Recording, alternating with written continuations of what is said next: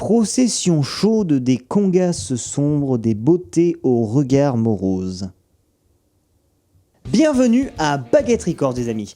Aujourd'hui on va parler de l'album Everything You've Come to Expect, sorti le 1er avril 2016 sous le label Domino, qui est un super label, je l'ai déjà dit, je le redis, je le redirai, du groupe The Last Shadow Puppets. Enfin, du groupe, ou devrais-je dire du super groupe, composé du leader des Arctic Monkeys, qui n'est autre que Alex Turner, et de son poteau Miles Kane, qui a des albums solo à son actif, et qui vient surtout du groupe The Rascals, ainsi que du producteur des Arctic Monkeys James Ford, de Zach Dowse des Mini Mansions, et bien sûr de Owen Pallett, qui s'occupe de tout ce qui est orchestration. C'est le deuxième album du groupe, puisque Turner et Kane avaient sorti The Age of the Understatement en 2008, qui avait été un grand succès, qui surtout était un très bon album, qui permettait notamment aux fans des Arctic Monkeys de découvrir une façade moins rock'n'roll de Alex Turner à grands coups de trio à cordes et de guitare acoustique. Il y avait vraiment une âme qui ressortait de cet album, et la question c'est, est-ce que c'est le cas sur leur nouvelle production ? Est-ce qu'il arrive à s'élever à la hauteur, ou au moins à sortir de l'ombre de son prédécesseur ? Surtout qu'il était attendu, 8 ans séparent The Age of the Understatement de ce nouvel album Everything You've Come to Expect. En plus de ça, au cours de ces 8 années, il y a eu plusieurs faux espoirs quant à une reformation du groupe, et dernièrement, ils ont pas mal teasé la sortie de ce nouvel album. Alors les deux protagonistes ont fait pas mal de chemin depuis leur premier album, le son des Arctic Monkeys a vraiment évolué depuis leur premier album jusqu'à AM, leur dernier en date, qui est un album que j'adore. Miles Kane a produit 2 albums solo aussi, il y avait vraiment de quoi en attendre beaucoup. Alors est-il à la hauteur ? Je sais pas, en tout cas ce qui est sûr c'est que c'est pas vraiment ce à quoi on pouvait s'attendre. Même s'ils ont fait pas mal d'efforts pour aller dans ce sens, en allant même jusqu'au mimétisme, puisque l'introduction est la même, à savoir une montée en puissance des cordes d'un orchestre. Un peu à la manière des vieux lecteurs DVD, qui se coupent net pour nous lancer dans le premier titre de cet album, Aviation. Titre qui est à l'origine de l'ensemble de cet album, puisque c'est en écrivant donc Aviation qu'ils ont décidé de développer les idées qu'ils y ont trouvées, pour en arriver à ce nouveau CD de The Last Shadow Puppets. Mais la vérité, c'est que d'un autre côté, on aurait pu s'y attendre. On aurait dû s'attendre à ce changement de sonorité. Parce que 8 ans séparent ces deux albums, et comme je l'ai dit, le son d'Arctic Monkeys a énormément évolué, ce qui suffit à expliquer cette différence.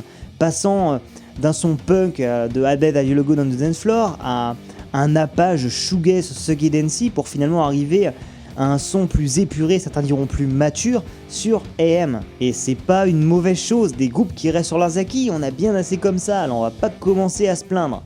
Mais le problème, c'est que sur cet album, ça se traduit par un son encore moins rock que sur The Age of the Understatement.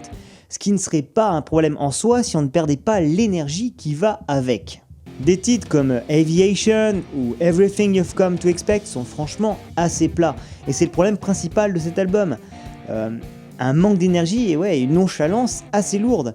Même sur le titre Bad Habits, qui est censé être le titre de l'album chargé en énergie, on est loin de tomber sur un truc aussi ferroviaire et entraînant que sur le titre éponyme de l'album précédent. Le truc, c'est que c'est à mon avis ce qu'ils ont cherché à faire intentionnellement pour 2 raisons. La première, c'est qu'outre leur son, leur personnalité, leurs images ont changé, passant d'adolescents mécheux un peu renfermés à rockstars gominés ou rasés de la scène mondiale qui te transmettent limite des pulsions homosexuelles, donc forcément on part pas de la même ambiance. Je pense que clairement ils cherchent à attirer la jante féminine en se donnant des aspects un peu crooner, ce qui est pas du tout nouveau pour Alex Turner. Mais voilà, ça fonctionnerait beaucoup moins avec du peps, puisque c'est justement cette nonchalance qui fait le crooner.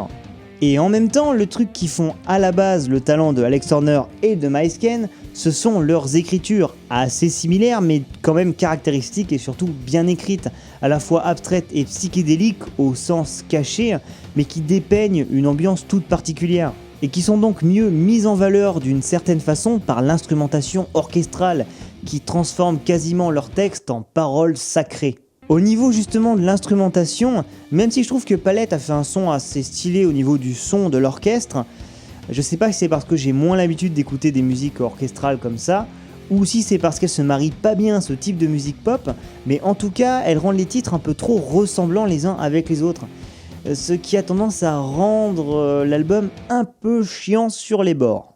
Franchement, le meilleur titre de cet album, c'est Used to Be My Girl, qui est justement celui qui n'est pas pourvu de cet orchestre, qui est cette fois remplacé par un lick de guitare électrique, soutenu par un synthé, une guitare acoustique et une rythmique plutôt désertique, qui renoue presque avec l'ambiance de My Mistakes Were Made For You.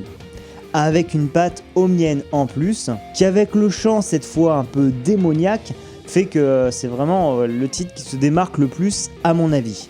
Donc pour conclure, j'ai assez aimé cet album, même s'il me laisse un peu sur ma faim, un peu comme quand je mange au McDo. Mais je vous le conseille quand même à 70%, surtout si vous aimez vous attarder sur les textes, ou que vous faites partie de cette fameuse jante féminine que Alex Turner tente tant de charmer. En attendant, je vous dis à la prochaine pour la prochaine vidéo, ça fait beaucoup de prochains tout ça. Mais c'est pas grave, n'oubliez pas que vous pouvez vous abonner, partager, rejoindre les réseaux sociaux, Facebook, Twitter, Instagram, Snapchat, oui Snapchat. Et voilà, donc je ne sais pas trop quoi que dire, donc je vous dis à la prochaine les amis.